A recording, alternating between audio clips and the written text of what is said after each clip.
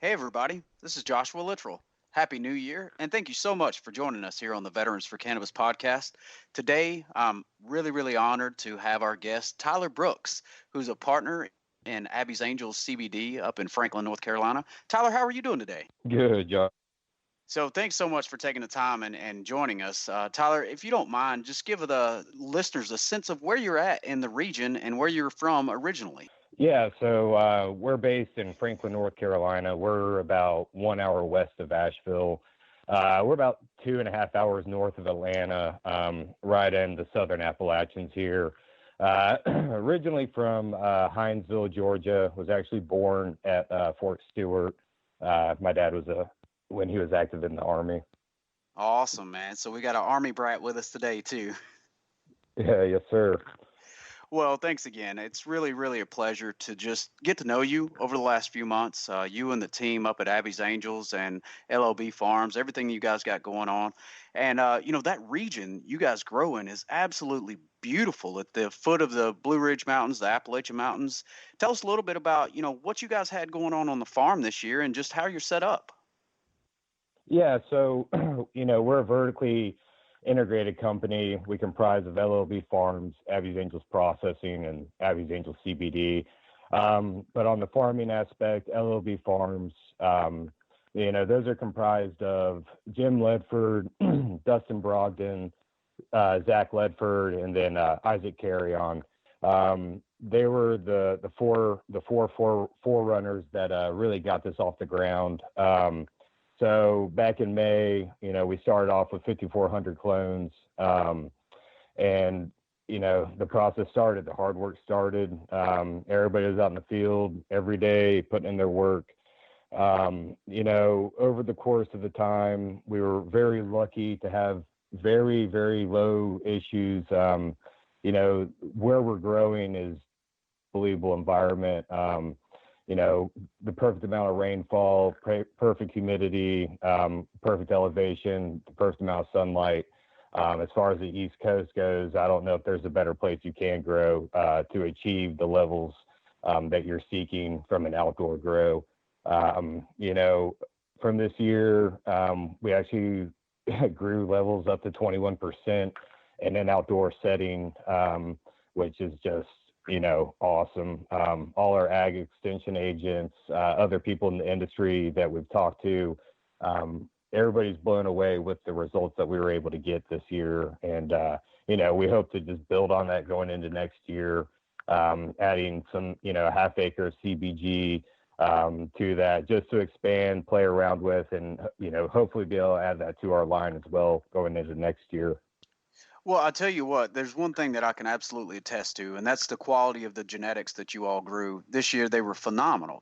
I've had a chance to visit the farm, get to know you guys, and wow, just the product in itself at the end point is really wonderful. But the beginning part of that, the flower that goes into that product is phenomenal. So everything that you just alluded to is spot on. And I want to reiterate the fact that, I spoke with Dr. Coulong, who is University of Georgia researcher.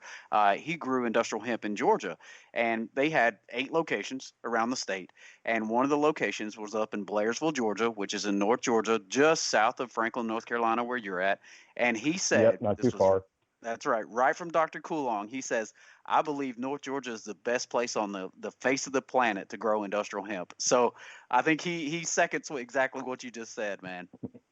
Yeah, no, I can definitely agree. A lot of learning this year, but we are just so proud and ecstatic of the product that we were able to grow on our farm. And this is, I'm sure we'll get into it later why we got started, but we're doing all of this on Jim Ledford's property.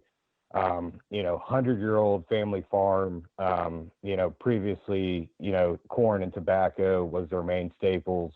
The last number of years, they've been doing more cattle. But, just to start off with such a fertile ground, Jim having the infrastructure there for us to just hit the ground and get running, it's just been awesome. Well, Tyler, let's talk about that just a moment. First I want to ask you about that farming aspect of it, and then we'll talk about Jim because Jim's a veteran, and I really want to get into that just a moment too. But before we do that, Yeah. everybody that talks about the hemp industry, they all want to get into it because it's so easy, it's so phenomenal, going to make so much money. Tell us how easy it was for this first year. You guys just put the plants in the ground, and they were done, right? They just popped up and overnight.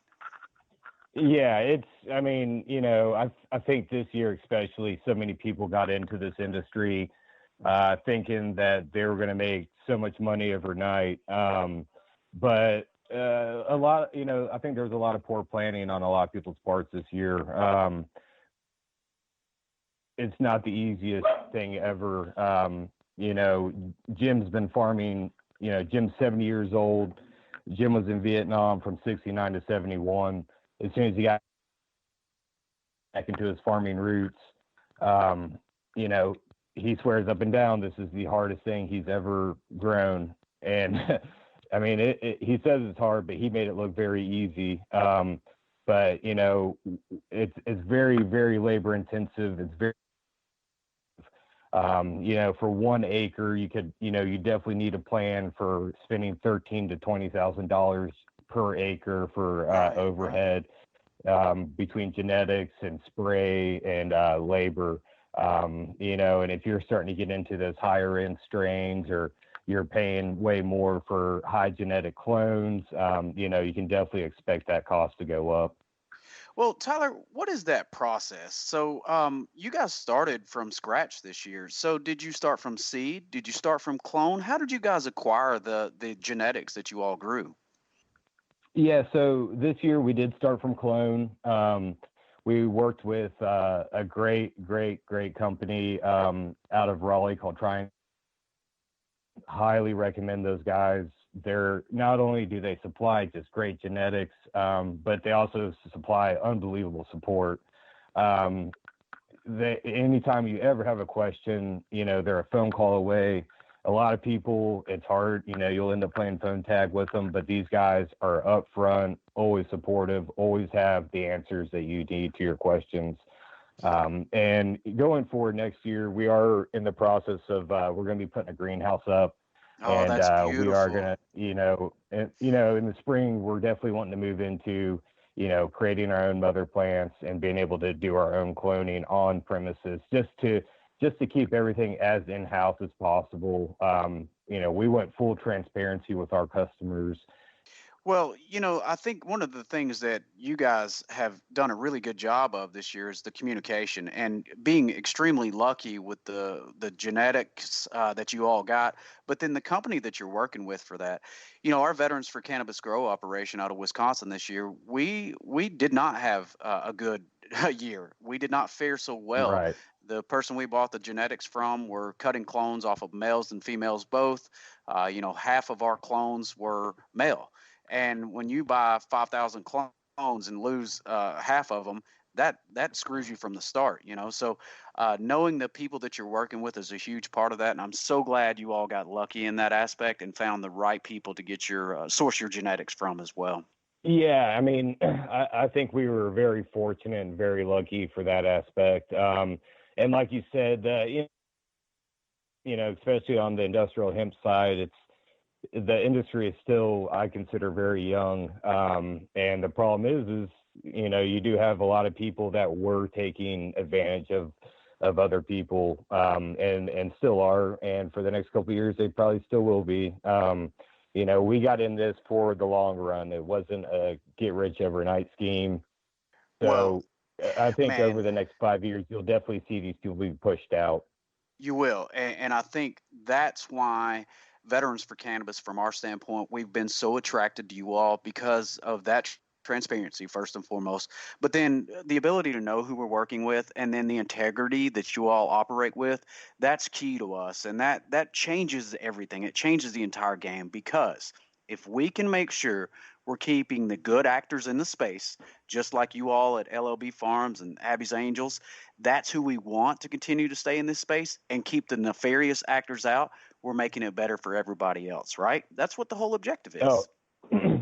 oh, absolutely. I mean, once all these cheaters and scammers get out of business, I mean, the industry will grow stronger with people that have the integrity to keep it that way. Yeah, I could not agree more. So, let's talk about that integrity a little bit too. Let's get into, if you don't mind, the story of Abby, the story of Abby's Angels Processing and then Abby's Angels CBD. Who is Abby and what is Abby's Angels?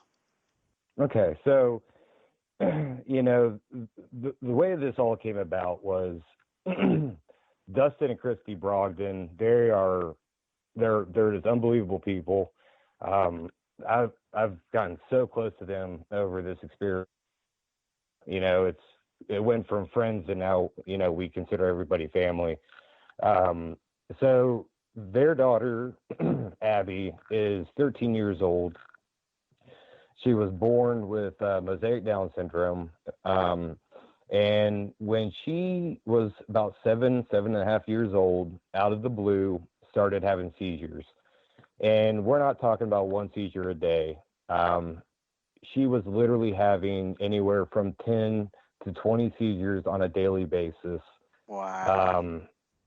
And this lasted for a good 5 years. They started going down, as Dustin calls it, pharmaceutical road. They pumped every single pharmaceutical they could through her system to try to alleviate these issues. She had the VNS surgery to try to alleviate the issues. Not to mention hundreds, if not 1,000, different doctor's visits for this poor girl Right. over the course of 5 years. And they were at their wits' end. I mean, you have to realize, Chrissy quit her job. Dustin, he has an excavating trucking business that he had at the time. And somebody always had to be with Abby at the house. That's right. If they needed to go to the store, one of them had to go. They couldn't go to the movies. They couldn't go to a high school football game. They were in jail in their house because of this illness, Right. and the pharmaceuticals weren't correcting anything. So they had a couple friends, acquaintances that came forward saying, hey, maybe you should try, here's an article on CBD oil. Maybe you should try this. And finally they got with her neurologist and they started her on Charlotte's Web.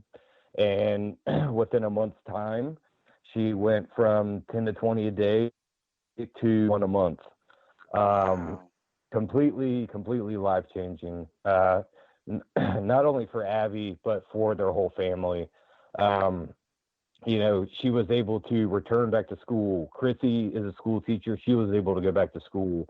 They were able to do those things, go to events as a family and, participate as a family. So, I mean, people that don't believe in what CBD does, what industrial hemp can do for the world, I just don't see that because I've seen it firsthand. So she's been on the Charlotte's Web for close to 2 years now, going strong. She is now completely on our product for the last month, and we haven't had a single seizure yet. And we're just, I mean, all the hard work that went into growing our crop, building our processor, and then all the just late nights, it's like there's always that fear in the back of your mind. It's like, all right, we know why we're doing this. This is why we're doing it. What if it doesn't work the way we want it to? Right. And the fact that she's on our product, taking our full spectrum oil tinctures and having the same effects, if not better, we are just head over heels ecstatic and so happy right now. Well, it makes us happy. It makes, from Veterans for Cannabis standpoint, when we look at the partners that we want to work with, the people that we want to work with, it permeates from me, the leader, down. And as a CEO of this organization, I'm a relationship-based guy. And, that's the way our whole entire setup with Veterans for Cannabis is set up so that we build relationships and find the right people to work with. When we met Chrissy and when we met Dustin and we got to meet Abby and seeing those people, giving you guys hugs and hearing the stories, seeing the tears, having tears from ourselves, that's changes people, you know. And I agree with you 100%, Tyler, that if people can't see the benefit behind this industrial hemp movement and what we're doing, then they're blind. You know, they're not open to anything at all. Right. It's frustrating sometimes, but you know what? You and I and everybody else that's involved in this whole entire process is working